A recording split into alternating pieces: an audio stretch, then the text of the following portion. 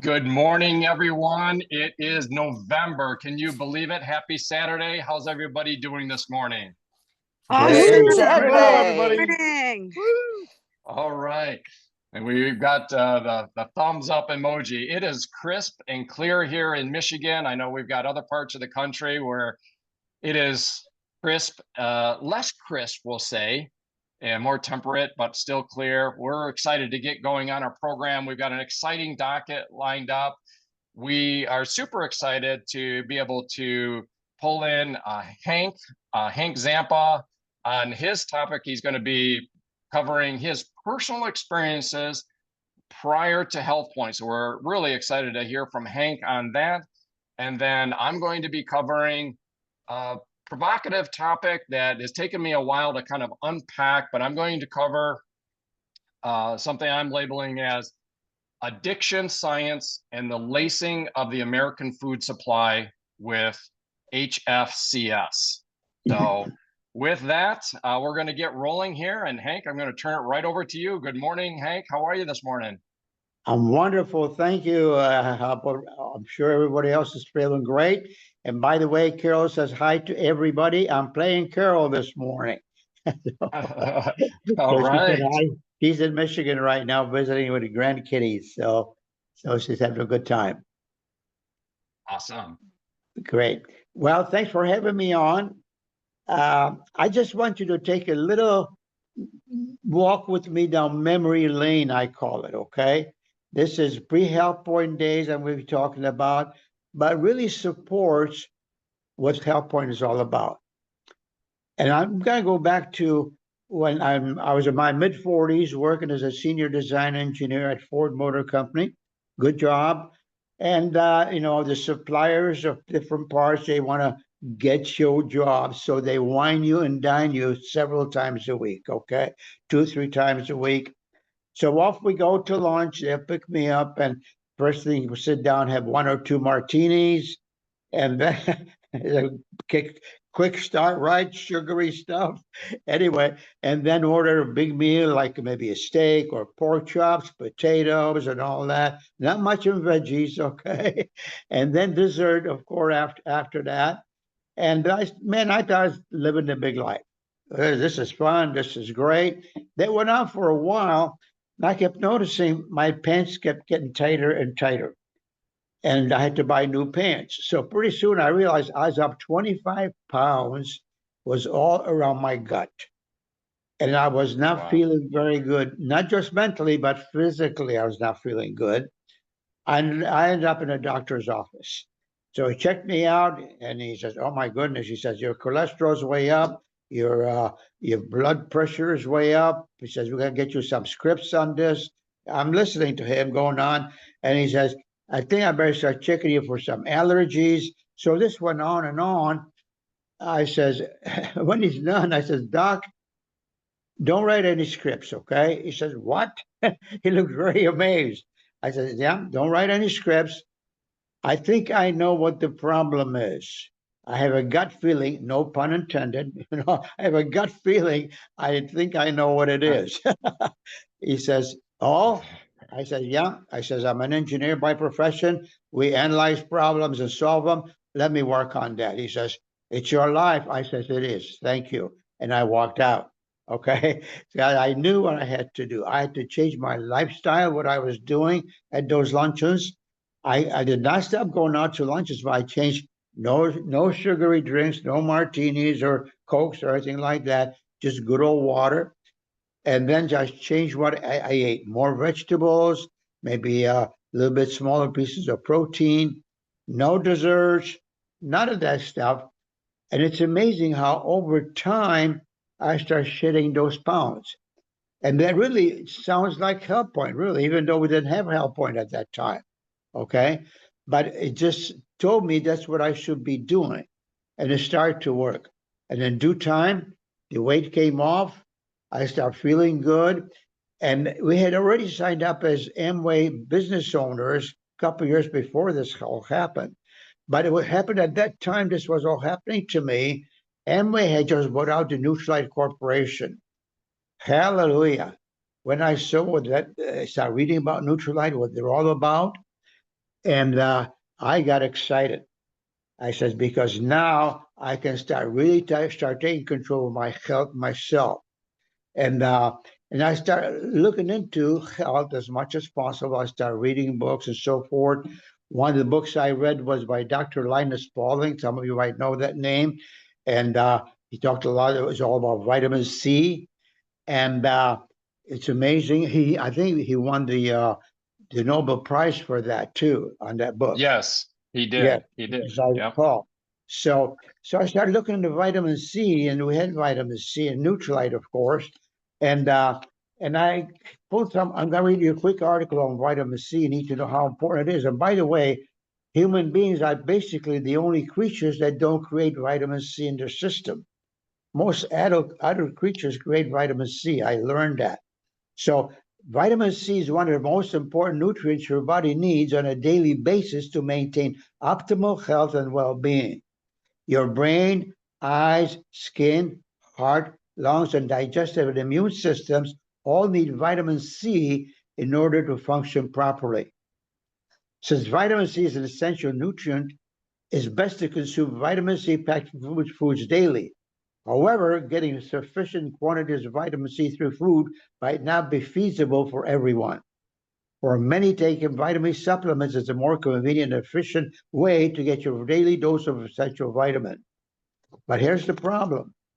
Most vitamin C supplements, unfortunately, are made using ascorbic acid from China, made using genetically modified corn as the primary source.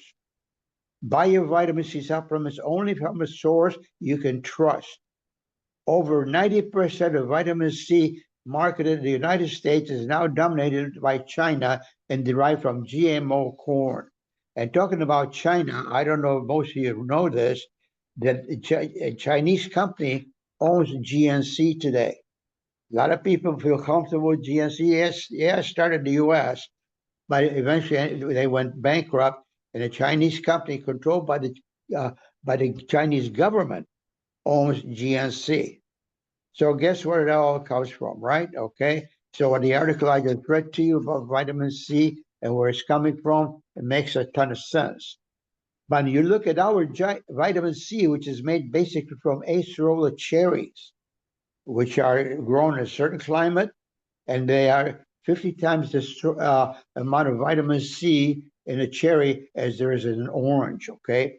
And one tablet of our vitamin C equates to 7 oranges, 5 cups of strawberries, 6 grapefruits, and 16 lemons, okay? Now, the question Dr. Pauling was asked, how much vitamin C should I take? He says, well, every person is different. He says, what I recommend is keep adding more vitamin C in your diet until your BMs, bowel movements, become loose. Then back off a little. That's a good test. We're all different. So people ask me, how much vitamin C do I take? I take 8 a day, 4 in the morning, 4 in the evening, okay? So just again, I'm sharing my personal experiences with you. It doesn't mean that's what you do. You got to realize and understand what it is that your system needs. Now, here's a great picture I want to share with you. I don't know if you can see it or not. Can you see that? Yep. We sure Okay. can. Yep. Now, here's what it says. Did you know every 35 days, your skin replaces itself, the liver replenishes itself in about a month, your body creates new cells based on the foods you eat. What you eat literally becomes you. Hello, what do most people eat, right? Stuff going up and down the middle aisles, which is not the best place to shop, all right? So to move on, I start digging into things further, and I start subscribing to different newsletters about good health to teach myself. Because when I changed my lifestyle and those luncheons, and I dropped off those pounds, I start feeling myself again. But at that time was when Amway bought out Nutrilite Corporation. Thank God, you know, we'd already been Amway distributors before that, and I started looking into what they were all about. Because what Nutrite is, I know many doctors say, don't waste your money on vitamins. You know why?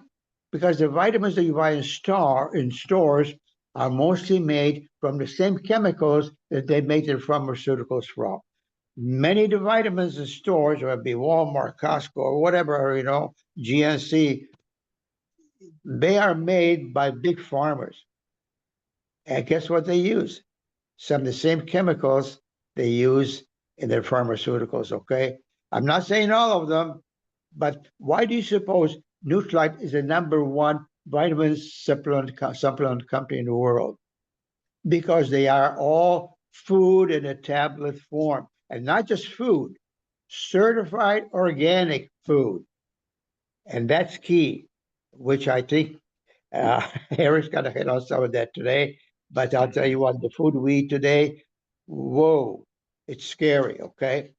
And here's a good statement. This comes from Nutrilite. Eight out of 10 people are getting the recommended 5 to 9 servings of fruits and vegetables every day. 8 out of 10 people. And fruits and vegetables from good organic sources like Nutrilite are huge, vitally important, okay? So I started big time on Double X, which was the #1 Double X. I studied it. They have what? They've got 22 vitamins and minerals and 22 plant concentrates. What vitamin company can state that out there? Nobody. That's why Nutrilite is #1 in the world, okay? And then I started digging into some newsletters to subscribe to. And one of my favorite one, I might have mentioned this one time or another, by Dr. Mark McCosey. He's an MD PhD, not just MD. He's an MD PhD. Dr. McCosey has 40-year career as a physician, medical anthropologist, and epidemiologist who has accomplished something no other physician has been able to achieve. That's why I subscribe to his newsletters, and here's his book that I have with me at all times. Can you read that? Yes. It's titled The Insider's Book of Healing, Drug-Free Cures for Alzheimer's, Heart Disease, Diabetes, Arthritis, and more. It's a pretty thick book, as you can see, and I refer to it a lot, okay? It's there on my office at all times. And I want to read you one of his newsletters that are usually about 4 pages long, condensed it down to 1 page, just real quickly. It's called Being Immune Ready. And this came out when the big COVID scare came about, okay? And here's what he says. The #1 question of everybody's mind right now, what should I be doing to protect myself and my family? We heard all the common sense about washing our hands frequently, but it all comes down to supporting your immune system. Here are a few key steps. Start with one of nature's most versatile immune boosters called elderberry. Testing revealed that it kills 13 common pathogens. Guess what? Elderberry is a Nutrilite XX.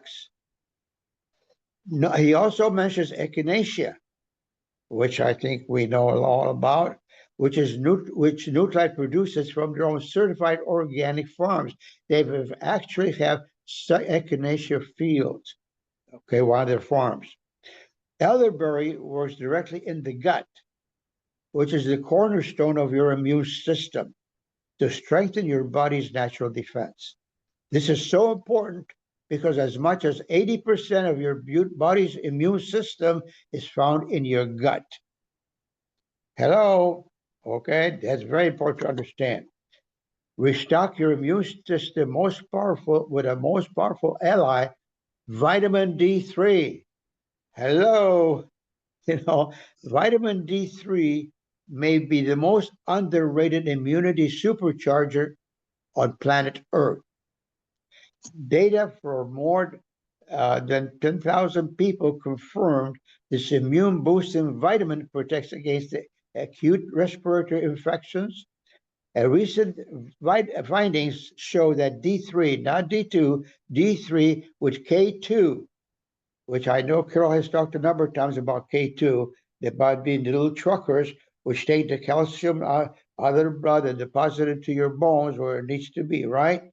K2 is vitally important. Immediately gets to work with your good bacteria in your GI microbiome. And here's what Dr. Mikosi recommends. He advises 10,000 international units of vitamin D3 daily. That means 5 of our tablets. Each one of our tablets is about 2,000 IUs. And I take about 7 of those a day, even though we live here in sunny Florida, but you cannot get enough vitamin D. I mean, I've heard of it where some people were, prescribed by people in the know, by doctors in the know, as much as 50,000 IUs a day for certain situations. And it didn't harm them in any way at all. So he recommends 10,000 IUs a day. Again, vitamin D3 available from our farms, right?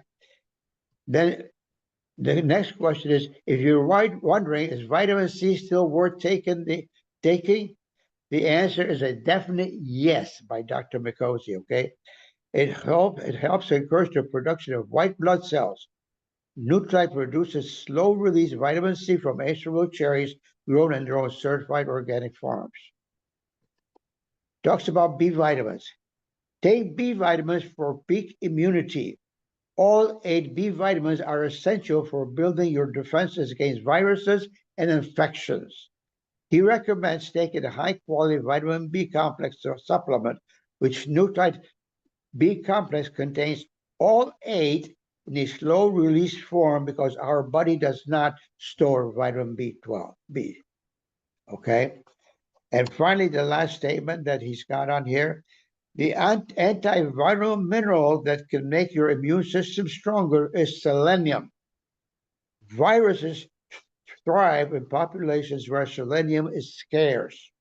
Again, it is included in our Nutrite XX with multivitamins, minerals, and phytonutrients for your own certified organic forms.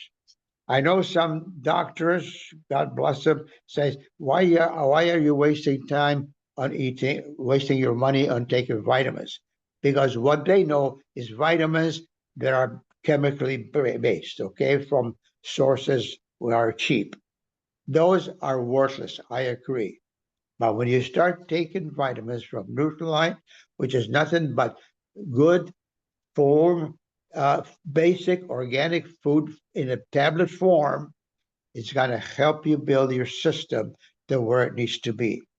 And I kick off my morning every morning with my balanced probiotics and prebiotics every morning. Okay, you can see those, and I put those in a half a cup of perfect water, which is our, as you know, is our or our was it? No, it got so much. Well, it's the oxygenated water. Oxygenated water. Thank you very much, Jerry. Mm-hmm. And so I put that in a cup of that with the balance within and probiotics. And I'll tell you what, kicks off my morning, puts my gut where it needs to be, and I start off the day feeling good. And with that, I'm going to close because I hope you all understand what I'm sharing with you. Again, this is my personal experience. If I walk you through all the vitamins I take every day, people look at my tray, which is like a fishing tackle box, okay? And I start with the double X and to the vitamin C and to liver support and then to the oh boy, I'm going through all, I'm throwing it home. Garlic and CalMag D, and also the concentrated fruits and vegetables and the joint health. I mean, I go through all these every day because that's my food I'm taking in, which is good food for my system. And with that, I close. I hope I didn't just blow your mind too much, but I realize Oh, that's great. as my years go by, I seem to need more and that's the way it works. But thank God, to this very day, both Carol and I are still free from any medications, and we feel very, very good. So I hope it Wow. helps you, and it's your life. Work with your system, know what your system needs, because you want to live a long time, but you want to live healthily. It's no fun living a long time being sick. With that, I say goodbye and wish you all good health. Thanks so much, Hank. And we'll open it up for anybody on some comments and questions and kind of roundtable. I do have just kind of initiate that process, Hank. Just this is hypothetical because you can't know, but going back to your early, engineering days, your pre-HealthPointe days, and you were on a trajectory there with being taken out to lunch 3 times a week and these double martini lunches and not the healthy lunches, and you got those Desserts. 20 desserts, and you find yourself 25 pounds up in the doctor's office and they're ready to start prescribing medications to you. That was the path that you were on, and thank goodness for the rest of us that benefit from your leadership and wisdom that you made a choice back then to change that. So I also know, and you openly share it on here, so I'm going to celebrate that you recently celebrated your 91st birthday. So That's you're right. speaking to us as a 91-year-old, no medications, what you just stated, full of energy and vigor and intellectual capacity, physical capacity. Hypothetically, had you not made that change back in those early engineering days, 25 pounds heavy, sitting in a doctor's office, any idea where you would be today? Ever thought If about I didn't, that? if I didn't change my lifestyle, I wouldn't be here. Correct. Right. Right. So, yeah. But what I did, I just realized the stuff that was really putting the pounds on. And again, like I said, no sugary drinks, no martinis, no cokes, and it's like start with water. And then I ordered more vegetables. And back then, the vegetables were still pretty decent. Okay, not too many chemicals yet, and made smaller portions of proteins. Because I started reading newsletters and studying about good health. And also, Mm-hmm. by the way, at that time we were living next door to a chiropractor, and I made Mm. friends with him. And he started telling me about what I should be looking at as far what to eat. Okay, that was a Right. big help too. And then Newslight came in the picture. So it all tied together. It was a godsend, really, as I look at it today. And Right.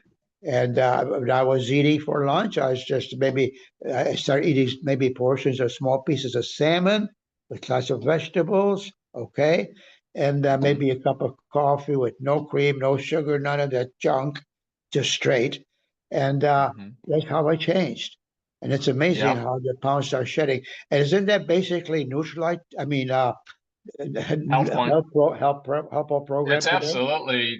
absolutely. And I just, when we layer it over kind of that fork in the road that you made a decision, at that point you're 25 pounds heavy, and, presumably it just would have progressed, and now your medications would have progressed as you move into your Ooh, 60s, your 70s. Like you said, you said earlier you wouldn't be here, but I just wonder what that progression of that diseased state with the excess weight, presumably obesity at that point, a BMI that's out of range, a metabolic health, a cellular health that's just deteriorating. I just imagine, it's all just hypothetical, but you would have been on a trajectory of an increasing list of pharmaceuticals, and that was that's right. even maybe before the pharmaceutical uptick of recent years. Back in the day, the doctors didn't deal with chronic disease as much as they do now. It was more acute injuries and fixing acute situations. But in Mm. recent years, it's become more of chronic medicate, chronic disease and medications, pharmaceutical is a prescription pad for that. So I'm just grateful. I know everybody else on this call is grateful for sure. Anybody else have any thoughts, questions for our one and only legendary Hank Zampa? I will jump in. Excellent. I don't know. It's been four years ago that I was diagnosed with COPD, and it hit me fast and hard, and I was extremely ill. And I was counseling with Hank and Carol once a week.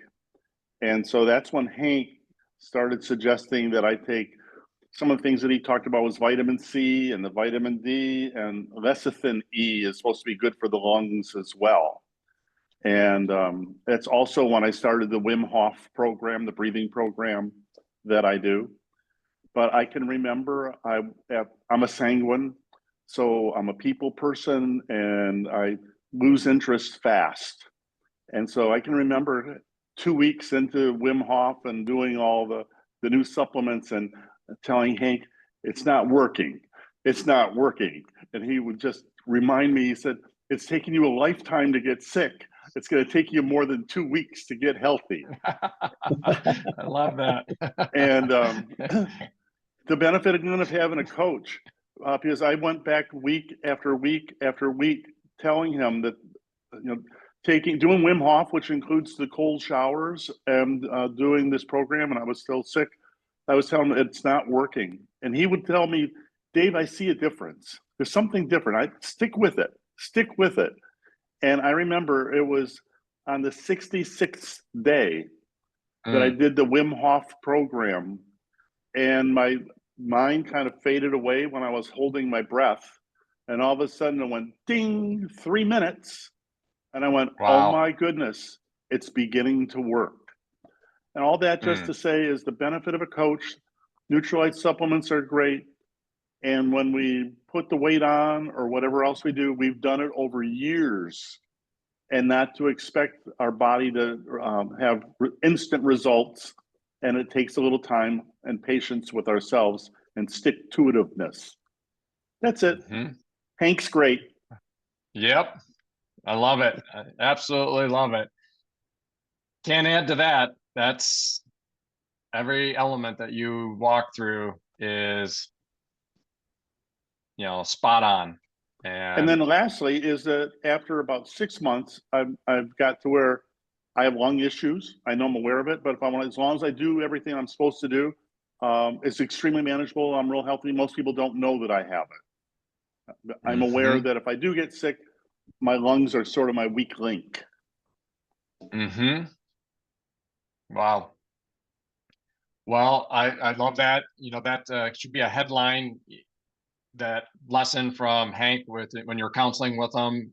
Hey, David, it's taken you all of your life to get to this point of illness. Don't expect your body to fix it in 2 weeks. Boy, that's a phrase and a half right there. But all have a great day. Good seeing you all. All right, thanks so much, Hank. So I'll transition into my segments, and for those that regularly attend these Zooms and regularly tune in, maybe on a YouTube, there was a time some time ago. I'm going to say it was probably, I was mentioning to Emily, I don't know if it was weeks or it might have been months, where I heard this topic covered brilliantly by Dr. Robert Lustig and Andrew Huberman. And it was so dense, and I wanted to bring it to this community, but it's dense, and I kind of wanted to unpack it and understand it more fully myself. So that's taken some time. And so, the source material for this comes from the Andrew Huberman podcast. I really highly recommend it, but again, it's long form, 2-3 hours. This session is, and I'm just going to be hitting on one element of that. I'm also going to be pulling from some reference material from Dr. Richard Johnson. And Dr. Richard Johnson, I was reminded that when I was going through the material, I've actually seen this guy. And that was actually last January. Emily and I were in Clearwater, Florida at the Metabolic Health Summit. And there's this crazy haired guy, that got up, and he's the author of a book called Nature Wants You to Be Fat. And so some of the source material in this, it comes from him. But even before that, what maybe kind of triggered this conceptually was that I remember hearing more than one time Dr. Casey Means, which we often reference her and her brilliance, and she's recently been on the panel at the Senate Roundtable. I think that was last month, or maybe it was in September. And you hear these throwaway phrases where they say things like, the food is engineered to be addictive. The food is engineered to be addictive. And it's this throwaway phrase that you almost don't pay attention to. And it's often not unpacked to more fully understand that. But when you hear people like Dr. Casey Means, her brother, Kelly Means, a former lobbyist, and they talk about this addictive nature and the engineering of food, ultra-processed foods, that's the subject matter that Dr. Robert Lustig goes deep on in this Andrew Huberman podcast. So I'm going to unpack and just kind of unwind that, and let's go for this little ride here. So I'm titling this the addiction science and the lacing of the American food supply with HFCS, otherwise known as high fructose corn syrup. Nobody's probably a stranger to that term. Again, it's part of our common language, common vernacular, high fructose corn syrup. Nothing shocking about that. But let's dig into it under that context.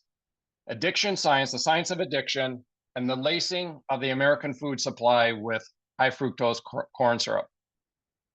Imagine if, without your full knowledge and understanding of its dire consequences, an addictive substance was regularly entering your bloodstream.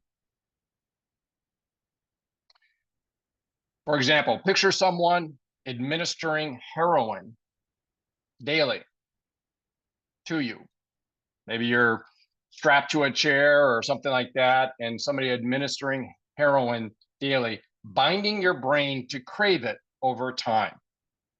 We all know heroin and its addictive nature. Or imagine daily shots of vodka gradually increasing to the point where your brain adapts and you start craving alcohol on your own, now as a full-on alcoholic. Addiction happens because addictive substances force the brain to downregulate its reward pathways, so you need more of the substance to achieve that same pleasure. Now consider fructose, especially HFCS, high fructose corn syrup, a staple in ultra-processed foods.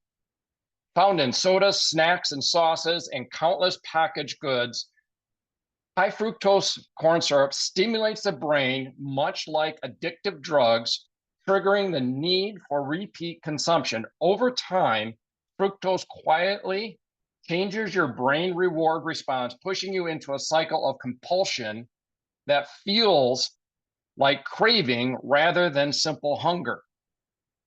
Now, right there, I think most of us can relate.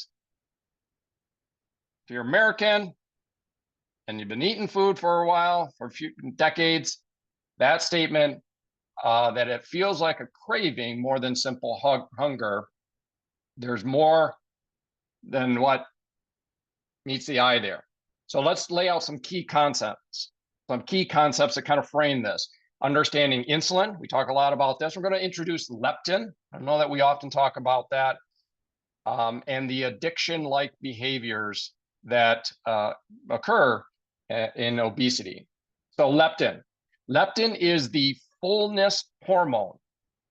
So let's talk about the fullness hormone and its resistance. Leptin is a hormone released by the fat cells to signal to the brain's hypothalamus that the body has enough energy stored. In a healthy person, high leptin levels communicate that it's time to reduce food intake and be active. However, many people with obesity develop leptin resistance. The brain no longer, quote unquote, hears the leptin signal effectively. This perceived energy deficit leads to increased hunger and lower physical activity, creating a cycle where the body clings to fat, making weight loss feel nearly impossible. Next concept is insulin's role in leptin resistance. Insulin, primarily responsible for blood sugar control, also impacts leptin. Chronically high insulin levels, often due to diets heavy in refined carbs and sugars, interfere with leptin signaling in several brain pathways. This interference, or static, blocks the brain's ability to accurately process leptin's message, leading to overeating and reduced physical activity. Number 3, fructose and the brain's reward pathways. Dr. Robert Lustig and Dr. Richard J. Johnson explained that fructose affects the brain's reward pathway, specifically the mesolimbic dopamine system. This system, including the nucleus accumbens, releases dopamine, the brain's pleasure chemical. Glucose, another form of sugar, activates the basal ganglia. This is related to energy balance, but fructose intensely stimulates the nucleus accumbens, much like cocaine or heroin would. That's another thing that I would hear Dr. Casey Means say, a long time ago. I would hear these references to the reward in the brain pathways, very much like more known addictive substances like heroin or cocaine. So again, it stimulates the nucleus accumbens, much like cocaine or heroin would. Dr. Andrew Huberman highlights that fructose may impact the reward center many times more strongly than glucose. In fact, he references a figure of 7 times more than glucose. So again, this is comparing glucose to fructose, or high fructose corn syrup, leading to a cycle of craving similar to drug tolerance. Over time, this intense stimulation builds tolerance, making moderation of high fructose foods challenging. So let's go even deeper on these neural pathways and compare and contrast glucose versus fructose. The glucose pathway, it simply activates the basal ganglia, which is the area associated with movement and planning. Okay, and in the brain, it's kind of at the center, the core of the brain is the basal ganglia. That's the area of the brain that is stimulated by glucose. Okay, there is a pleasure pathway for glucose as well, but it's in that area of the brain of the basal ganglia, which is dealing with movement and planning. Fructose, on the other hand, preferentially activates neurons in the nucleus accumbens, which is part of the hypothalamus. Fructose consumption stimulates the reward center to addictive substances like heroin and cocaine, involving 3 key pathways. IRS2, we're not talking Internal Revenue Service 2, we're talking insulin receptor substrate 2. Insulin inhibits leptin signaling through IRS2, contributing to leptin resistance and promoting continued consumption. Secondly, suppressor of cytokine signaling 3, or otherwise known as SOC-S3. SOC-S3 is activated by insulin, further disrupting leptin signaling and contributing to overeating. And the third way is through phosphatidylanosytol 3, 4, and 5, or otherwise, fortunately, known as PIP3. This insulin affects PIP3 signaling, which impairs leptin's ability to signal satiety in the brain. This combination of impaired signaling pathways leads to addictive behavior patterns, making it difficult for individuals to exercise personal responsibility. We're going to touch on that a little bit more. Okay, moving on. Nature's mechanism. Bears, berries, and fructose. This largely comes from Dr. Johnson. Dr. Johnson's book, Nature Wants Us to Be Fat, uses bears as an example of how fructose drives fat storage. Before hibernation, bears consume fructose-rich berries, allowing them to eat beyond their natural capacity, storing fat for winter. While this is essential for bears, it has unintended consequences for humans. Constant fructose exposure, such as in processed foods, encourage similar fat storage patterns, leading our bodies to store more fat year-round. Okay, everybody can picture bears. They know the story of bears. This time of the year, as a matter of fact, maybe a little bit before, they are going crazy, eating as many berries as they can. That leptin signaling that would normally say, hey, bear, you've had enough. You've got enough energy here. We're going to, give you a feeling of satiety. That signal is mitigated, blocked. Why? Because that bear, for survival, has got to eat and eat and eat and eat and eat in order to build up the fat. So when they dig a hole and crawl into a cave and hibernate, they've got those fat stores that will be used for their energy as they hibernate, as they sleep away until springtime. So that's what Dr. Johnson is pointing out in terms of fructose naturally occurring in berries, but high fructose corn syrup, which is an absolute amplification of that same molecule and is everywhere in our processed food, is what he's talking about. Number 5, personal responsibility and the influence of the tobacco industry. Interesting.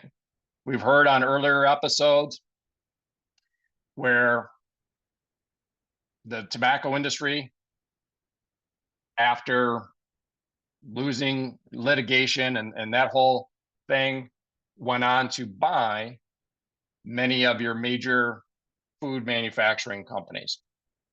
So number 5, personal responsibility and the influence of the tobacco industry. Dr. Lustig points out that the tobacco industry was instrumental in framing addiction as a matter of quote unquote personal responsibility. This was interesting because we all in this kind of community, we think, oh, personal responsibility, we kind of, let's take charge, let's get our health better. And this, denotes this personal responsibility, right? Well, interesting take on that I wasn't aware of until Dr. Lustig highlighted it. So again, Dr. Lustig points out that the tobacco industry was instrumental in framing addiction as a matter of personal responsibility. When evidence about nicotine addiction mounted, Big Tobacco promoted the narrative that smoking was a choice. This deflection strategy became central in Cipollone v. Liggett, which was a case in 1986, a court case in 1986, where the court found the industry guilty of deceptive marketing practices, marking a shift in public perception of tobacco addiction. Let me segment on that. This was very interesting because, again, we think that the term personal responsibility, it's always been around and everything else like that. No, they actually have the data to show going back to 1962, they started polling, doing what's called a literature search. On a computer, you can do a Control F or something like that to find character strings in a document. They went back to 2 of the leading publications. One of them was the New York Times. I forget what the other newspaper was, but they did a literature search, a lit search for the term personal responsibility. It was basically absent from the language of those eras in newspapers. And it wasn't until the evidence was mounting that smoking, yes, there's some personal responsibility in there, but it was clearly, the evidence was mounting that this was an addictive substance, that the tobacco industry started publishing articles, encouraging the narrative that smoking was all personal responsibility. And that kind of peaked in 1986 when this landmark case of Cipollone versus Liggett went to trial.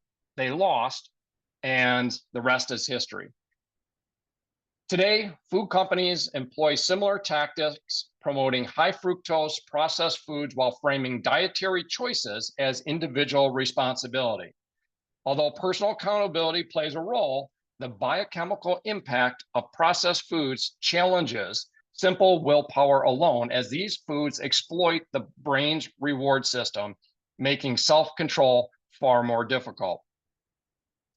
So let's kind of start looking at how we can communicate this science effectively with both clients. In these types of calls, we have clients, we have facilitators or coaches. So for both clients and coaches, here's how to simplify these concepts. First, leptin resistance, think of it as a volume knob, okay? Leptin resistance is like a volume knob turned down too low on the brain's fullness signal. Reversing resistance is like turning up the volume so the brain can recognize when the body has enough energy. I think of another metaphor when I think of this. I think of like we've all, we fill up our gas tanks at the gas station, and when we stick that hose into the gas tank and we turn it on, there's a point where that gas tank is full and it shuts off that flow of gasoline, right? Imagine if that never occurred, if there wasn't that signaling that the tank is full. Similarly, that's how the leptin resistance volume knob works. Second thing, insulin, think of it as a static on the signal. Think of high insulin levels as a static that blocks leptin's message. Reducing processed carbs and sugars helps clear this static, allowing the fullness signal to come through. Lastly, fructose as a super stimulus, quote unquote. Fructose acts as a powerful reward trigger, much like addictive drugs. Over time, the brain needs more fructose to feel the same reward. Reducing fructose gradually helps retrain the brain's response. So what are some actionable steps for clients and coaches on this topic? Number one, reduce processed carbs and sugars. A diet focused on whole foods helps minimize insulin spikes, allowing clearer leptin signaling. Number two, increase fiber and protein. These nutrients enhance fullness without triggering high insulin levels. Number three, cultivate accountability with empathy. I think this is where, just speaking for myself as a coach, as a facilitator, I've worked through knowledge like this, through education like this, to hopefully have more empathy in this process. And I've often phrased it this way with others that I'm trying to help with their coaching, and that is, think of a client to a certain extent almost as if you were helping somebody with an addiction. Because with an addiction, you recognize that as somebody that it has a sickness, an illness, a biochemical issue going on in their body. And you certainly don't browbeat them into compliance. You have a certain knowledge, understanding of the science, which breeds an empathetic approach to helping them with this addiction. So cultivate accountability with empathy. Recognizing the biochemical drivers of cravings creates a stigma-free environment that encourages sustainable change. And number four, educate on food addiction. Help clients understand that many processed foods are engineered to be highly rewarding. Gradual, or another individual, Dr. Mark Hyman, would maybe argue against doing it gradually and rather doing a full dismissal for a variety of reasons, but gradual reduction can help break this craving cycle. So this science-backed approach blends empathy with education, helping clients understand. And I don't know how you feel when you start learning more and more about this, but I'm going to use a non-scientific, equally inflammatory term called pissed. When I start learning about this, I get a little bit pissed. And I hope people do, because this is food that affects ourselves, people that have kids, grandkids. I hope there's a bit of that pissed response about the biochemical traps set by ultra-processed foods. By recognizing the true effects of high fructose on the brain, people can regain control, make more intentional dietary choices, and find a path towards sustainable health.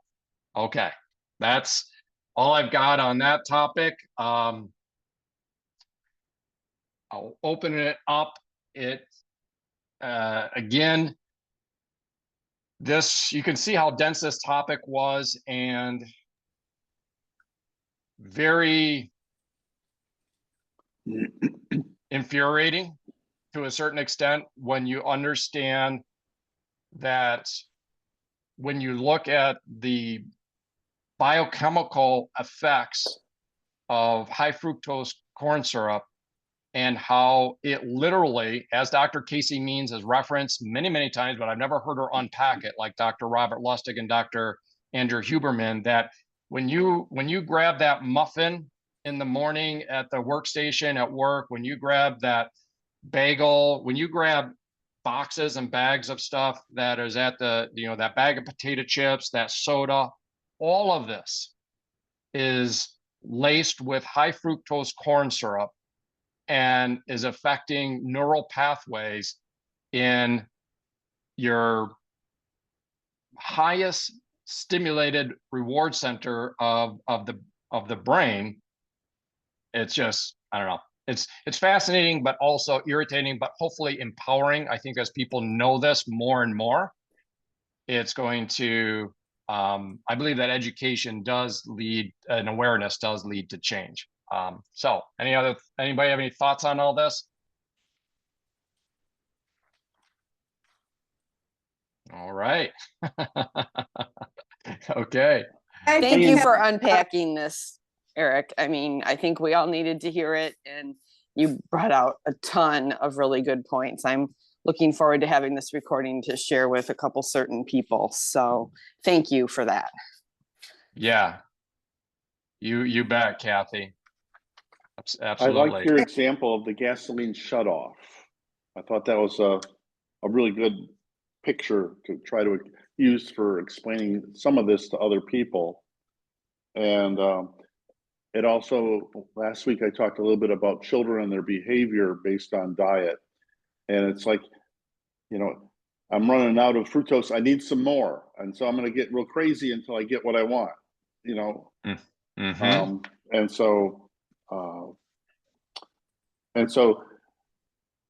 And it also, as I've been in this community for a longer period of time, similar to Carol, I'm extremely empathetic when I see people. So I had to do some faxing. I was at Office Max faxing something, and a man was there who helped me for a second.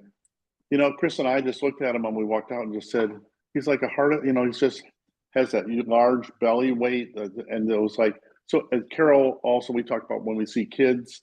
Anyways, your heart breaks as you see people and they're on poor, bad pathways. Mm-hmm. I'm not quite sure how to, like you have found that approaching people are talking about pre-diabetic and diabetic is a softer approach to get people to be willing to listen to you, because you can't just be like an emergency surgeon, go in and start talking to people straight at them because they're not ready to hear. Right. And it can be understandably off-putting or offensive or kind of a trigger discussion. And I do encourage people to listen to this full Andrew Huberman podcast with Dr. Lustig. You just hit YouTube and look that up. They also covered that, and thanks for bringing that up, David, because Huberman in particular said, gee, how do we talk with people about this subject? Because nobody wants to be doing fat shaming, even if it worked, which it doesn't. You don't want to be doing that. And what did Lustig say? He said, you don't talk about fat or obesity unless they want to. You talk about type 2 diabetes. and insulin resistance. Exactly. So, Stephanie, I think you were, I thought I saw you unmuting, but if you had anything that you were saying. I was just gonna say, the thing that I think about when I hear all this is the children. When you think about the diets that so many people really feed their children, and when you say it's like heroin, it's addictive, it is really frightening. And I think I appreciate your educating us about that, because we all need to be getting that message out, really. Yeah. Yeah. Thanks for sharing your thoughts on that. And guys, I recognize that this is pretty sensational topic. I don't gravitate towards those possible inflammatory type headlines or topics naturally. But when you have brilliant individuals like Dr. Robert Lustig, Dr. Casey Means, Callie Means, Andrew Huberman, I mean, he's a neuroscientist, for Pete's sake. I mean, if there's anybody that's going to understand the reward pathways of the brain and addictive behaviors, it's Huberman. And then Dr. Richard Johnson, and tying it to fructose that occurs naturally and how that occurs with bears, and how is it that they can just eat and eat and eat, even though under normal circumstances they would feel full and stop eating? Well, it's leptin resistance. It's down regulating the leptin signal. It's creating static in that leptin signal, so that, and Dave, thanks for giving a shout out on that gasoline, filling up your gas tank. If your body doesn't know that it's full, like a bear, you just keep eating. And I don't know if the advertisement is still out there. I don't know which one it was specifically. It was some sort of potato chip, I think. What was the tagline, the advertising line? Lay's. You can't eat just one. Yeah. I mean, like literally. That's not hyperbole. That is like literally the science behind it is you can't eat just one. Speaking the truth out loud. Yeah. I mean, this stuff has been hiding in plain sight, guys. And Stephanie, to your point, and again, I don't bring out these terms lightly. They bring them out. These doctors, these scientists bring out cocaine, heroin, alcohol. Why are these such tough addictions to battle? When you have an amplitude, a neural pathway that is so powerful, like it is with the neural pathway for those substances, when you have high fructose corn syrup following the same or similar pathways as heroin and cocaine, I use the term piss. Maybe a better term is outrage. Stephanie, you bring up about kids. Who would knowingly, and that's what they hope to get out with their podcast. He said more people are going to be acutely aware of this now. I think he's got like 3 million followers or something. But who would knowingly hit the fast foods, hit the aisles of the grocery store, and load up their shopping cart with food that was laced with heroin? Nobody, right? No mother, no grandmother, no grandfather.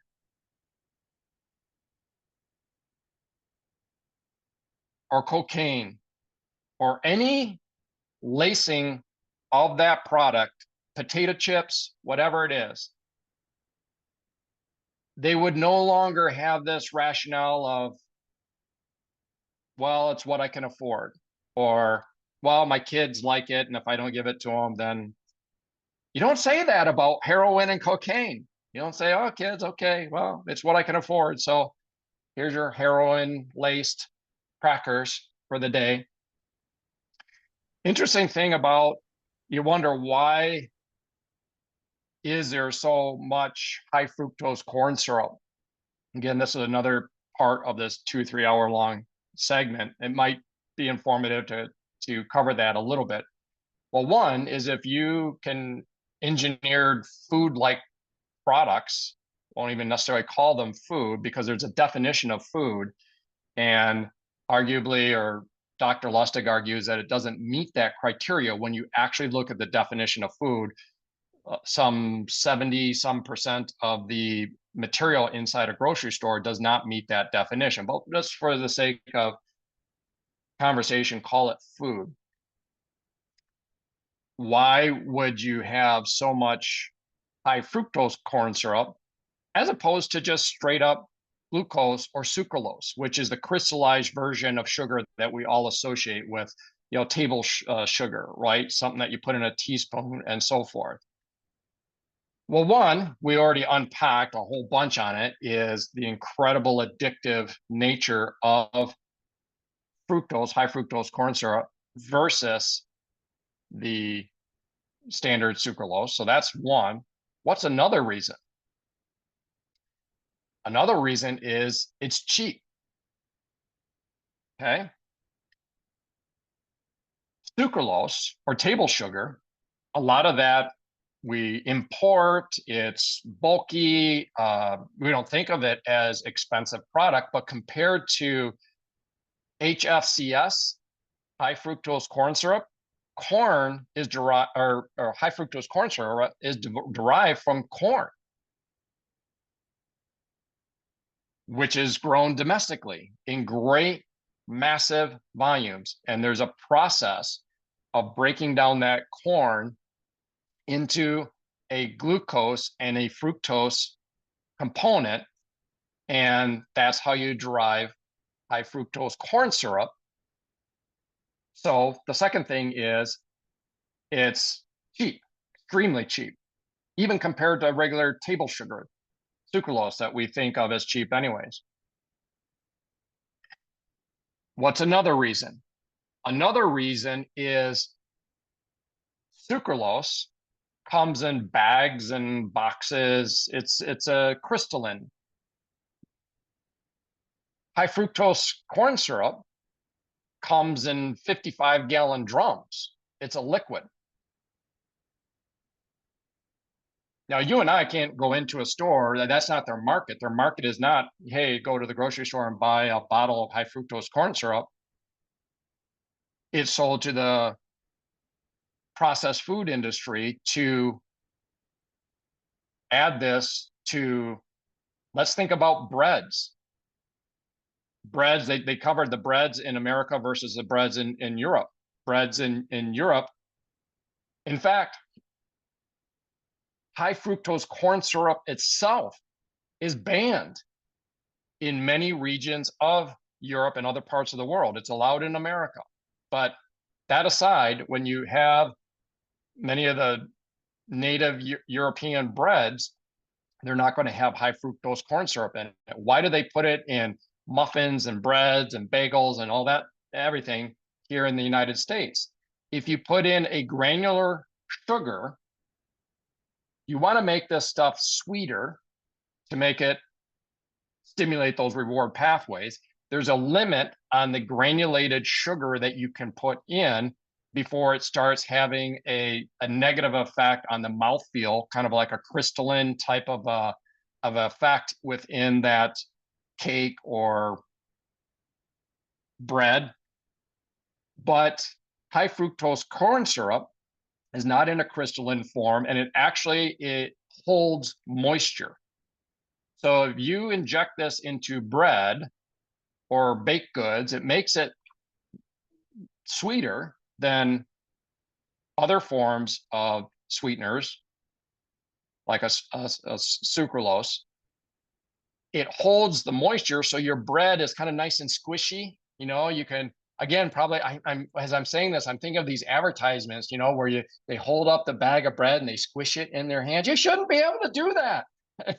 That's not how a healthy bread should be. But if you have high fructose corn syrup in there, it holds the moisture, it enhances the sweetness.